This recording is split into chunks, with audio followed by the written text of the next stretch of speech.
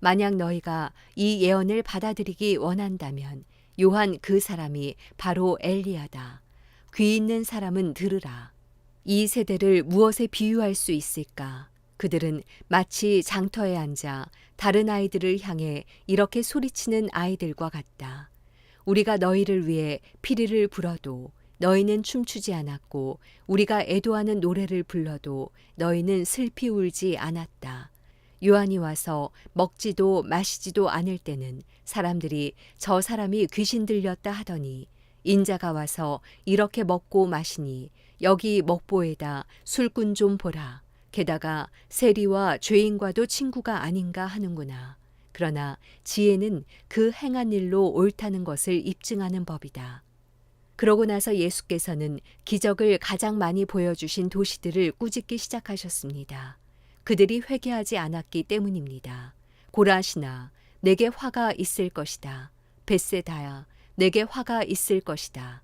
너희에게 베푼 기적들이 두로와 시돈에서 나타났다면 그들은 벌써 오래전에 베옷을 입고 죄를 뒤집어 쓰고 앉아 회개했을 것이다. 그러나 내가 너희에게 말한다. 심판날에 두로와 시돈이 너희보다 견디기 더 쉬울 것이다. 그리고 너 가버나움아, 내가 하늘에 들려 올라갈 것 같으냐? 아니다. 너는 저 음부에까지 내려갈 것이다. 내게 베푼 기적들이 소돔에서 나타났다면 그 도시가 오늘까지 남아 있었을 것이다. 그러나 내가 너희에게 말한다. 심판날에 소돔 땅이 너희보다 더 견디기 쉬울 것이다. 그때 예수께서 말씀하셨습니다. 아버지, 하늘과 땅의 주님, 제가 찬양합니다. 이 모든 것을 지혜롭고 학식 있는 사람들에게는 감추시고 어린 아이들에게는 나타내셨습니다. 그렇습니다. 아버지, 이것이 바로 아버지의 은혜로우신 뜻입니다. 내 아버지께서 모든 것을 내게 맡기셨습니다. 아버지 외에는 아들을 아는 사람이 없고 아들과 또 아들이 택해 계시해 준 사람들 외에는 아버지가 누구인지 아는 사람이 없습니다. 수고하고 무거운 짐을 진 모든 사람은 다 내게로 오라. 내가 너희를 쉬게 할 것이다.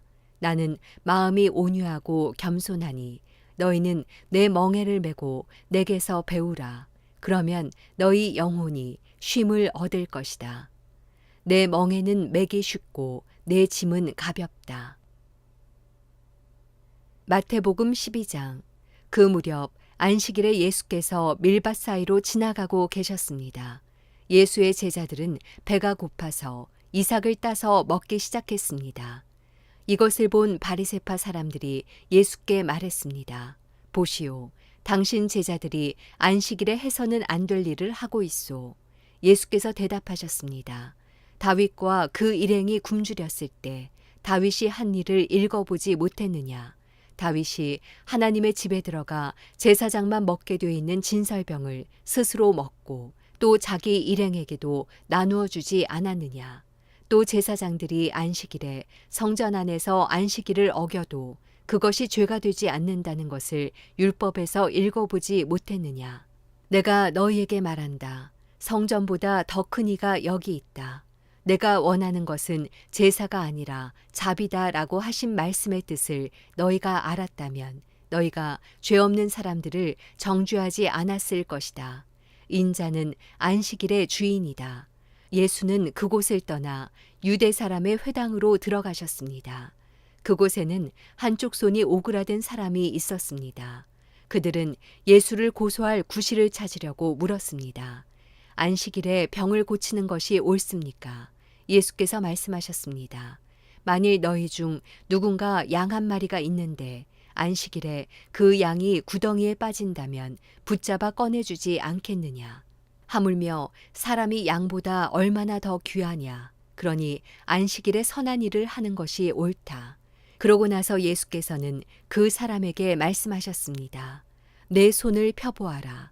그러자 그 사람이 손을 쭉 폈고 그 손은 다른 손처럼 회복됐습니다. 그러나 바리새파 사람들은 밖으로 나가 어떻게 하면 예수를 죽일까 음모를 꾸몄습니다. 그러나 예수께서 이것을 알고 그곳을 떠나셨습니다. 많은 무리가 예수를 따라갔고 예수께서는 그들을 모두 고쳐주셨습니다. 그리고 자신에 대한 소문을 내지 말라고 그들에게 경고하셨습니다. 이는 예언자 이사야를 통해 하신 말씀을 이루시기 위한 것이었습니다. 보라, 내가 택한 내 종, 내가 사랑하는 자, 내가 그를 기뻐한다. 내가 내 영을 그에게 주리니 그가 이방에 정의를 선포할 것이다. 그는 다투지도 않고 울부짖지도 않을 것이니 아무도 길에서 그의 음성을 듣지 못할 것이다. 그는 정의가 승리할 때까지 상한 갈대도 꺾지 않고 꺼져가는 심지도 끄지 않을 것이다. 또 이방이 그 이름에 희망을 걸 것이다. 그때 사람들이 귀신이 들려서 눈멀고 말하지 못하는 사람을 예수께 데리고 왔습니다. 그리고 예수께서 이 사람을 고쳐주시자 그 사람이 말도 하고 볼 수 있게 됐습니다. 그러자 모든 사람이 놀라며 말했습니다. 이분이 혹시 그 다윗의 자손이 아닐까? 그러나 이 말을 듣고 바리새파 사람들은 이 사람이 귀신의 왕 바알세불의 힘을 빌려 귀신을 내쫓는다라고 말했습니다. 예수께서는 그 생각을 아시고 그들에게 말씀하셨습니다. 어떤 나라든지 서로 갈라져 싸우면 망하게 되고 가정도 서로 갈라져 싸우면 무너진다. 사탄이 사탄을 쫓아내면 사탄이 스스로 갈라져 싸우는 것인데 그렇다면 사탄의 나라가 어떻게 설 수 있겠느냐? 내가 바알세불의 힘을 빌려 귀신들을 내쫓는다면 너희 아들들은 누구의 힘을 빌려 귀신들을 쫓아내느냐? 그러므로 그들이야말로 너희 재판관이 될 것이다. 그러나 내가 하나님의 영을 힘입어 귀신들을 쫓아낸다면 하나님 나라가 이미 너희에게 온 것이다. 사람이 먼저 힘센 사람을 묶어놓지 않고서 어떻게 그 사람의 집에 들어가 물건을 훔칠 수 있겠느냐. 묶어놓은 후에야 그 집을 털 수 있을 것이다. 나와 함께하지 않는 사람은 나를 반대하는 사람이고 나와 함께 모으지 않는 사람은 흩어버리는 사람이다. 그러므로 내가 너희에게 말한다. 사람의 모든 죄와 신성 모독하는 말은 용서받겠지만 성령을 모독하는 것은 용서받지 못할 것이다. 누구든지 인자를 욕하는 사람은 용서받겠지만 성령을 모독하는 사람은 이 세대와 오는 세대에서도 용서받지 못할 것이다. 나무가 좋으면 그 열매도 좋고 나무가 나쁘면 그 열매도 나쁘다. 나무는 그 열매를 보면 알 수 있다. 독사의 자식들아, 너희가 악한데 어떻게 선한 것을 말하겠느냐. 마음에 가득 차 있는 것이 입 밖으로 흘러나오는 법이다. 선한 사람은 선한 것을 쌓았다가 선한 것을 내놓고 악한 사람은 악한 것을 쌓았다가 악한 것을 내놓는다. 그러나 내가 너희에게 말한다. 심판날의 사람은 자기가 함부로 내뱉은 모든 말에 대해 해명해야 할 것이다. 내가 한 말로 의롭다는 판정을 받기도 하고 내가 한 말로 죄가 있다는 판정을 받기도 할 것이다. 그때 바리새파 사람들과 율법학자들이 예수께 말했습니다. 선생님, 우리에게 표적을 보여주십시오. 예수께서 대답하셨습니다. 악하고 음란한 세대가 표적을 구하지만 예언자 요나의 표적밖에는 보여줄 것이 없다.